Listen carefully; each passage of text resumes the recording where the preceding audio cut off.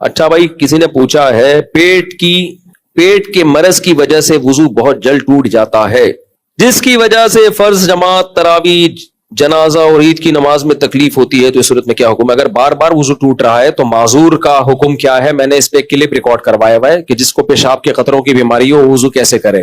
تو گیس کی بیماری کا بھی وہی ہے جو پیشاب کے قطروں کی بیماری کا ہے. تو آپ یوٹیوب پہ سرچ کریں، نکل آئے گا انشاءاللہ. ٹھیک ہے نا؟ اس میں جو معذور ہوتا ہے پھر اس کے لیے ایک وضو کافی ہوتا ہے. ایک اسمال آرگنائزیشن ہے، انہوں نے کچھ اماؤنٹ اپنے سیونگ اکاؤنٹ میں رکھے ہیں، اس سے جو پروفٹ ہوتا ہے وہ اپنے امپلائیز کو سیلری میں دیتے ہیں. پروفٹ کے اماؤنٹ سے کیا یہ سیلری جائز ہوگی؟ نہیں، جائز نہیں ہوگی. امپلائی کی کوئی انوالومنٹ نہیں ہے ان بینک کے پروفٹ میں، انہیں بس اپنے کام کے پیسے ملتے ہیں. دیکھو وہ جو کمپنی ہے نا اس کے لیے تو حرام ہے وہ سود کے پیسوں سے ان کو دینا، لیکن امپلائی کے پاس جو ہے نا ایگزیکٹ ایسا تو نہیں ہوتا کہ سود کے پیسے کمپنی نکال کے الگ رکھے اور وہی پیسے اٹھا کے امپلائی کو دے دے. اگر ایسے ہے پھر تو حرام ہے، ناجائز ہے. لیکن کمپنی یا آپ کی جو آرگنائزیشن ہے وہ پیسے لیتی ہے سود کے پیسے بینک سے اور وہ پیسے اپنے پیسوں میں مکس کر دیتی ہے، تو مکسچر سے دے رہے ہیں وہ، تو الگ سے وہ سود کی رقم نہیں امپلائی کو دی جا رہی، وہ مکس کر کے دی جا رہی ہے. تو مکس میں تو غالب حلال ہے، تو اس لیے اس امپلائی کے لیے لینا تو یہ جائز ہے. اس لیے جائز ہے کہ ڈائریکٹ وہاں سے سود کا پیسہ نکال کے ان کو نہیں دیا جا رہا بلکہ وہ پیسہ مکس کیا جا رہا ہے. البتہ ان کے لیے یہ حرام بہرحال ہے کہ آپ سود کما کے اس پیسوں سے اس کو استعمال کیوں کر رہے ہو؟ آپ اس کا تو بلا نیت ثواب آپ کو صدقہ کرنا پڑے گا. امپلائی کی تنخواہ اس سودی رقم سے نہیں دی جا سکتی، ناجائز ہے. مجھے کچھ خیال آتا ہے کہ کبھی کبھی گناہ ہر متقی اور نیک آدمی سے گناہ ہونا چاہیے. کیوں؟ تاکہ نیکی کا تکبر نہ ہو اور دوسروں کو حقیر نہ سمجھے. یہ بالکل غلط خیال آتا ہے بھائی. جیسے دوسروں کو حقیر سمجھنا گناہ ہے، ایسے ہی گناہ کرنا بھی تو گناہ ہے نا.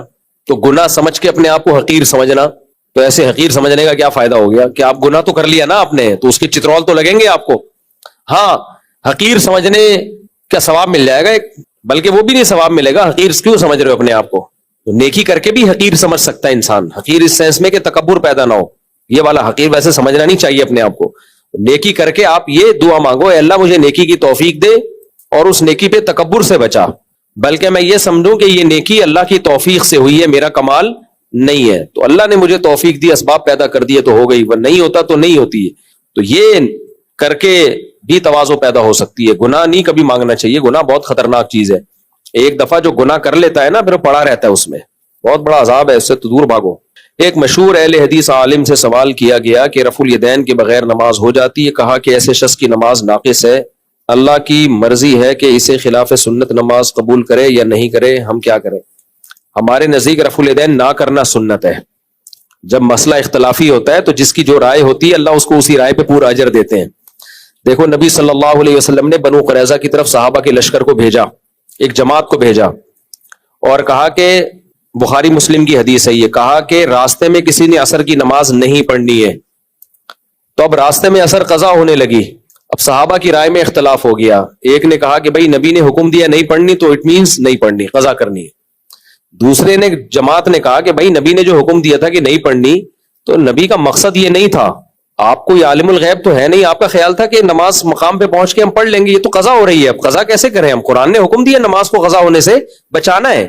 تو دونوں جماعتوں میں اختلاف ہوا، تو جس کا خیال تھا پڑھنی چاہیے پڑھ لی، جس کا خیال تھا نہیں پڑھنی چاہیے نہیں پڑھی. دونوں کا مقصد کیا تھا؟ نبی کو فالو کرنا. دونوں کی رائے ایک دوسرے کے بالکل اپوزٹ تھی. ایک کی رائے میں پڑھنا فرض تھا، دوسرے کی رائے میں پڑھنا ناجائز تھا. اور مسئلہ رفع الیدین کا اختلاف نہیں، نماز کا اختلاف ہوا اس سے بڑا کہ نماز پڑھنی ہے کہ نہیں پڑھنی. اور نماز میں بھی عصر کی نماز جس کی ویلیو سب سے زیادہ ہے، اور اس کے طریقے میں اختلاف نہیں ہو رہا کہ 3 رکعتیں پڑھنی ہے 4 پڑھنی بھی ہے کہ نہیں پڑھنی ہے. اس سے بڑا اختلاف اسلام میں ہو نہیں سکتا. لیکن پھر بھی نبی نے کسی فریق پر ملامت نہیں کی. کیوں؟ نبی کی منشا کیا ہے اور نبی کی اس موقع پہ سنت کیا ہے اس کو سمجھنے میں اختلاف ہوا ہے. تو اہل حدیث حضرات دیکھتے ہیں رفع الیدین کی حدیثوں کی کثرت کو کہ بخاری مسلم کی حدیثیں اور نبی سے یہ صحیح سند سے ثابت ہے کہ آپ نے رفع الیدین کیا ہے رکوع میں جاتے ہوئے، رکوع سے اٹھتے ہوئے، لہذا وہ اس عمل کو سنت قرار دیتے ہیں. احناف نے اس میں فوکس کیا ہے اس بات کو کہ کیا آخری عمل نبی صلی اللہ علیہ وسلم کا رکوع میں جاتے ہوئے رکوع سے اٹھتے ہوئے رفع الیدین کا تھا یا نہیں تھا. تو اس کے بہت سارے قرائن ہیں، ان قرائن سے پتہ چلتا ہے کہ آخر میں آپ صلی اللہ علیہ وسلم نے یہ عمل ترک کر دیا تھا. اس کا سب سے بڑا قرینہ کیا ہے؟ عبداللہ بن مسعود نے آپ کی آخری نمازیں دیکھی ہیں، ہمیشہ آپ کے ساتھ رہے ہیں، تو اپنے شاگردوں کو جو انہوں نے کوفہ میں حضرت علی اور عبداللہ بن مسعود نے نماز سکھائی ہے، کیونکہ کوفہ میں حضرت علی اور عبداللہ بن مسعود گئے ہیں ہجرت کر کے، اور اہل کوفہ کا رفع الیدین ترک کرنے پر جیسا اجماع ہوا ہے، کسی مسئلے پر ایسا اجماع نہیں ہوا، کوئی بھی رفع الیدین نہیں کرتا تھا، یعنی ایسا اجماع ہوا ان کا. تو یہ اجماع کہاں سے آیا ان کا؟ کوفہ تو علم کا مرکز تھا.